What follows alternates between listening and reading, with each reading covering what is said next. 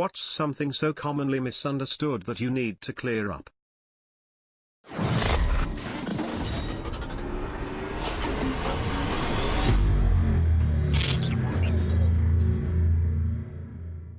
Therapy is great, but it can take a while to find the right one. If one of them just rubs you the wrong way, don't feel like you have to stick around and find another. I recently made this mistake. Hope my story helps someone. I was seeing someone who was not helping me at all. He sat there and didn't say anything nearly the whole time, with the theory that if he was a blank enough slate my subconscious would bring out what it needed to make progress. I didn't, and I was miserable most sessions. Completely waste of 7 months. I knew after a few weeks that it wasn't helping, but I didn't really know where to turn for help. Eventually I talked to my mom about it and she was able to tell me objectively that this guy sounded awful. She works in the field. If you're not happy with your therapist, talk to someone about it and try to find a new one. One of the best predictors of successful therapy outcomes is a good fit between patient and therapist. Shaving doesn't make hair grow in thicker, it shears off the hair shaft, making it more noticeable than a tapered, natural hair. Whenever people say this, I tell them most women would look like gorillas, since they shave their legs often. Also, I think this belief also has to deal with the fact that you start shaving at some point at which your hairs aren't fully adult size. So when an adolescent man starts shaving his beard, the hairs are thin and fluffy, but over time, those hairs do become thicker, but not because of the shaving. Fire sprinklers in normal buildings do not all open at once, completely soaking the whole place. Each sprinkler head has its own temperature-sensitive element. That head, and only that head, opens when the temperature is reached. No other heads will open unless they too reach the set temperature, usually around 165 F or 74 C, added Celsius, which I should have done in the first place. Fire sprinkler system designer here, saw this post and thought perfect time to educate people on fire systems. Then saw that literally the top comment was indeed about fire sprinks, haha. Fire sprinkler water is absolutely disgusting. The cutting oil that is used during fabrication turns the water literally black. Some systems don't have water actually residing in the pipes until the system is tripped, but automatic wet systems do, and some of that water is decades old, decades. The MRI's always on. It's never safe to enter the room with anything that the field can affect. So you should never enter the room until you have permission to do so. I forget that not everyone deals with this daily. I work in a hospital and I did research brain scans for years. MRI safety is second nature. I've seen the pictures of wheelchairs and oxygen tanks pinned to those things. If you bring the wrong thing into that room, you are going to die.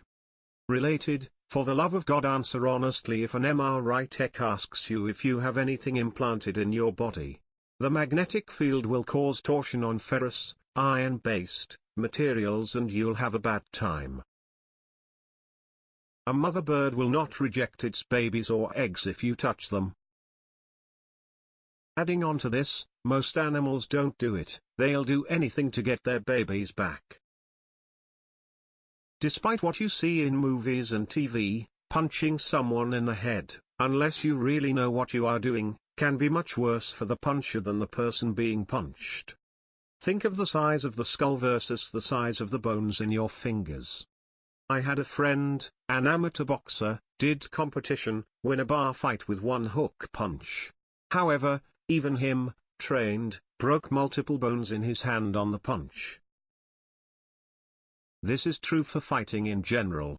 Film and television will ignore what you note about the fragility of the bones in your hand, but it will also mislead you into thinking about how much stamina one does, or does not have, when fighting. In street fights, with adrenaline pumping, you tend to go full on, maximum effort, which means you will dump all your gas out in like 30 seconds to a minute. Also, it's really hard to punch someone who does not want to be punched, and it also hurts a lot when you get in. If at all possible, avoid fighting at all costs. In bra sizes, it's a myth that A is small, B is medium, C is large, D is extra large.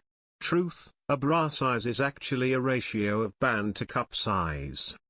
This means that a 32C is 5 cup sizes smaller than a 42C. It means both 28F and 34A are made for busts of 35 inches. It means many women are wearing bands that are too big for their rib cages with cups that are too small, and it means that most retailers only carry 4 sizes of bands, 32 to 38, and 4 or 5 sizes of cups when in reality the full range of normalness is something like 26 to 50A. This is one of my biggest annoyances, when people get this wrong.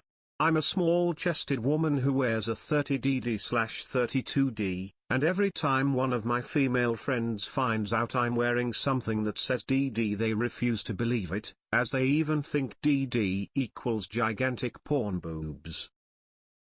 Better fish cannot live in a cute tiny filterless unheated half-gallon Better tank. Yes, they sell them in those little cups, and yes, they market adorable and trendy special Better tanks. Don't buy those. They're bad. You should have at least 5 gallons, a filter, a heater, and some decor for them to swim around/hide in. And don't get plastic plants. If it's rough enough to snag pantyhose, it's rough enough to snag your Better's pretty fins. Likewise, goldfish are an intensive starting fish that needs a way bigger tank than you think. And they live longer than you think. Fish bowls are just fish torture chambers. Fish are friends, not decor. Adding on, goldfish don't grow to fit their bowl/tank. They just grow. Most carp are very variable in size, and goldfish are no exception.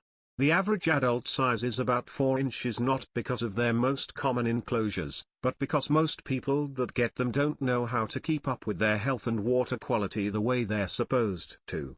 A well taken care of goldie will typically get up to 7 to 8, and may grow to well over 1 in ponds with good filtration and proper feeding. The record is around 19 inches. Genetic tests that tell you your family is Swedish or Ghanaian or Japanese or Ecuadorian are not based on some magical code which is locked in stone for each country. They are based on a database of genetic markers that are common to the geographical area in question.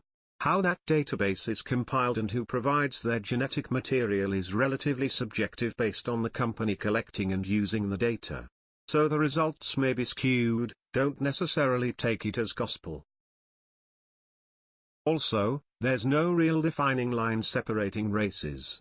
Where they draw the line is going to matter. For example, my dad did one, and it came back 100% Polynesian. Waste of $90 lol, we already knew that. My sister did one from a different company and it divided it into components. She was something like 30% Chinese, biracial, so it's clear that the Chinese component is the most prominent component in my father's blood. The white sauce from my mother was pretty evenly split between Iberian and Anglo. Don't remember the specific term they used, but it referred to modern-day UK area, with a whole bunch of other mixes. You don't get taxed more just because you get a raise. This is the difference between your marginal and effective tax rates. Different portions of your income get taxed at different tax rates. So, for a single person in 2020, your first $9,875 is taxed at 10%, from $9,875 to $40,125 is taxed at 12%, from $40,126 to $85,525 is taxed at 22%, and so on. This means that if you earn, say, $50,000 a year, the entire $50,000 isn't taxed at 22%. 22% is your marginal/highest tax rate. You cannot lose money by getting a raise. Knew a guy that was a tech for Verizon. He would get called out at all hours to go replace a card in the CO or reboot something or whatever. Lots of overtime. After he would get about 10 hours of overtime in, he would stop answering his phone because he claimed that getting more than 10 hours of overtime put him in another tax bracket and his checks would actually start losing money. I was pretty sure that wasn't how it worked, but thought maybe Verizon had some kind of benefit deal or something that maybe caused that to happen, so I didn't bother trying to explain tax brackets to him. Organ transplantation can only occur in very specific ways. You have to suffer a devastating brain injury in a way that you don't die right away but are hooked up to life support machines. Only then, when the medical team treating you sees that your brain is not going to recover, brain dead, is the permission given to discuss donation with your family, which in the end really approves the recovery. So people who don't want to put organ donor in their ID for fears that doctors won't try to save me stop it. Sadly, there are people who think that. I remember I was showing a friend my driver's license when I first got it and I signed up to be an organ donor.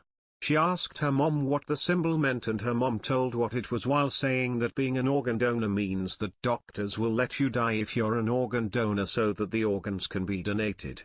To make things worse, the friend's dad/mom's husband is a doctor. Barrel roll, pitching up and at the same time banking in a plane in full roll. It is so named because you can visualize the plane rolling around the inside of a barrel in a spiral. Done properly, you remain in positive G's, force pushing you against the floor of the plane, through the entire maneuver. He's the famous Bob Hoover pouring tea while doing a barrel roll. Aileron roll, the aircraft rolls roughly in place as if spinning on its axis. Unlike a barrel roll, the occupants will feel positive, sideways, and negative G's through the maneuver. Get it right, Peppy. You're a military officer.